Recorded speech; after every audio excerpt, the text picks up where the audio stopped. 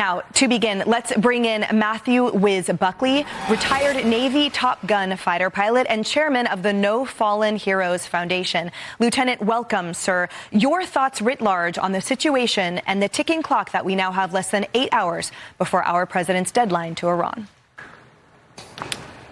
Well, good afternoon, Emily. Thank you for having me. I want to lead with this. There is not a young man or woman out on the tip of the spear that wants any of this. War is the ultimate failure of the human condition. So just know that the United States military wants to avoid all of this, but we follow the orders of the commander-in-chief. And Emily, I got to be honest with you. Let me lead with this. The people frothing at the mouth today, clutching their pearls about alleged war crimes if the president decides to target infrastructure. And I'm going to target a fellow naval aviator. The guy's just making my skin crawl right now, is Captain Mark Kelly. Captain Kelly flew A-6s in Desert Storm. I'm sure all of you on the panel remember shock and awe. In the first 24 to 48 to 72 hours of Desert Storm, all we targeted was infrastructure, power plants, TVs, bridges, roads. The first things you do in any air campaign is to target the infrastructure. So the president is actually doing this in reverse. He has avoided targeting infrastructure. Why? Because he wanted to leave a lot of this stuff intact for the great Iranian people. So all the pearl clutching and the folks like Mark Kelly, allegedly Mark Kelly's admitting to committing war crimes when he flew A-6s in Desert Storm because we obliterated their infrastructure. And now he's out there saying, well, if the president does this, it's a war crime. So, man, if it wasn't for their double standards, they'd have no standard at all. Lieutenant, without revealing a strategy, of course, how do you see that things shifted either with the morale of the military or in our conditions to Iran after the Easter miracle and the rescuing of our 2 downed airmen? Well, Emily, after 6 weeks and 13,000 combat sorties, we've only lost 2 aircraft. Now, I'm going to be honest with you. I thought we'd lose more, but that goes to the faith and the credit of the American military machine. That's a 99.98 mission success rate, which is just essentially unheard of in modern warfare. And then, unfortunately, when we did lose that F-15E Strike Eagle, the full weight and force of the United States military, the cavalry came.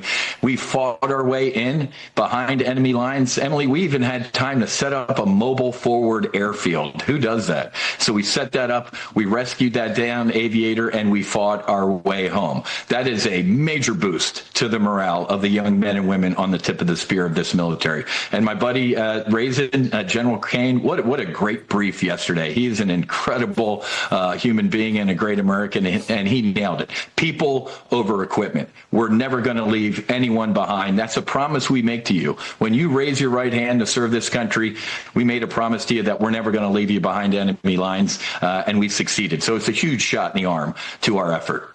And as Director Ratcliffe mentioned, he said now we can believe the president when he says we will leave no man behind and we will come for you. All right, I'm going to switch over to my co-host, Harris Faulkner, for the next question, sir. Whiz Buckley, great to talk with you today. Look, moments ago, Emily shared the U2 White House statement responding to reports that Iran has cut off all communications with the United States, and we are hours away, almost exactly 8 hours away from Eastern, from this deadline set by the president tonight. Talk to me about get ready, go ready on this day. There is no one standing down waiting for a decision, I would imagine. No, Harrison, good to see you again. Thanks for having me yesterday. We're ready to go. General Kane and the Joint Force is ready to go when the president says go. We have all the target sets. We have contingency plan. As evidenced by our Easter miracle, our combat search and rescue assets are in place. So we're ready to go. We have been planning this for decades. I'm going to age myself, Harris. When I was on the Abraham Lincoln and the Kitty Hawk flying combat sorties over southern Iraq, guess what we were strike planning against? Not Iraq. We already knew that area. We were strike planning against Iran. And this was the mid-90s. So we have been ready. They started this war 47 years ago, and President Trump's going to end it. Kayleigh. Whiz, you know, when I'm looking at some of the reporting out there, Politico says that the Pentagon has a list of energy targets, and these would be energy targets that not only fuel the civilian population, but the military, the IRGC as well. What do you think today looks like at 8 p.m. Eastern time if you were planning this and if you were the architect, of course not revealing any details you might know that are private?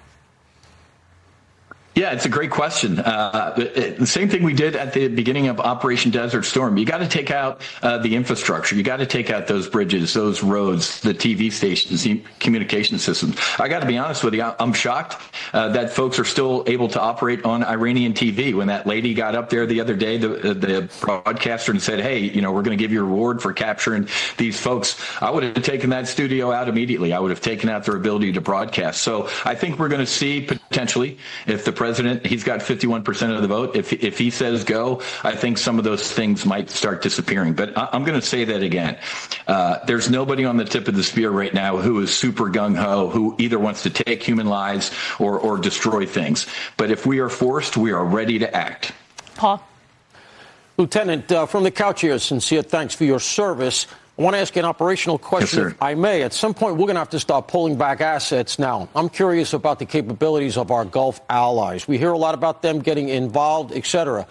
Either in the interim now, right, in the immediate future, or when we start to pull back and that area has to be secured, we're going to be relying a lot on the Gulf allies, the Sunni allies in the area. How do you assess not only their commitment, but their capabilities to do the kind of stuff from the air that we've been able to do?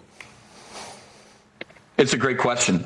They are ready to go. They're chomping at the bit. I've heard through my sources that a lot of these Gulf countries are having to be held back by the president. I know the Omanis aren't too happy. The UAE and a lot of these Gulf nations obviously have U.S. equipment. The Qatari apparently shot down an Iranian fighter jet towards the beginning of this, flying one of our F-15s. So they're ready to go.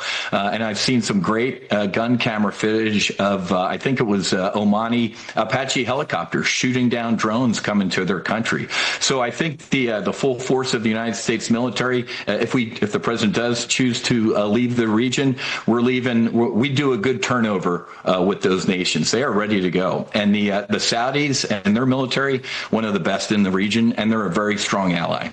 Whiz, first of all, thank you for your service. You had mentioned drones. I want to stay on that for a moment. That's been one area of success for the Iranians. How has that cut into our air superiority? And as a fighter pilot, how does that impact a fighter pilot's job? Well, it's a target-rich environment. The more drones they send, the more we can shoot down. And we are starting to move out of the worn trope of we're using $1 million missiles to take down, $1,000 drones. That's shifted. As a matter of fact, based on, Ukraine, we've actually reverse engineered. We took the Iranian Shahed drones, we reversed engineered them, put an American flag on them, and started lobbing them back at the Iranians. So take that. So the proliferation of drones has definitely leveled the battlefield a little bit, but we've countered that, and we're knocking these things down left and right. Good to hear. Either with ordnance, with missiles, or also direct energy weapons. We don't even have to fire anything. We can fire a pulse without getting too deep into the details. We can take a lot more of these things down than we did before. Sadly, and I guess not sadly, warfare makes you iterate things. You figure out how very quickly to defeat these things, and I think we're in a good place right now with the drone warfare. Well, Whiz, thank you for joining us today. Thank you for your service. And I just have to say, every time that you join us, you and your like-minded individuals, your fighter pilots, I am just astounded at the caliber and how incredible that you all are. And really, it's a deep honor to have you with us today. And I know that our Americans are in the best hands possible with you guys at the tip of the spear. So thank you. Well, and Emily, I feel like I'm robbing a village somewhere of an idiot, so I'll take those compliments. I appreciate it. I know. Raise the bar for us. What are you doing? All right, guys.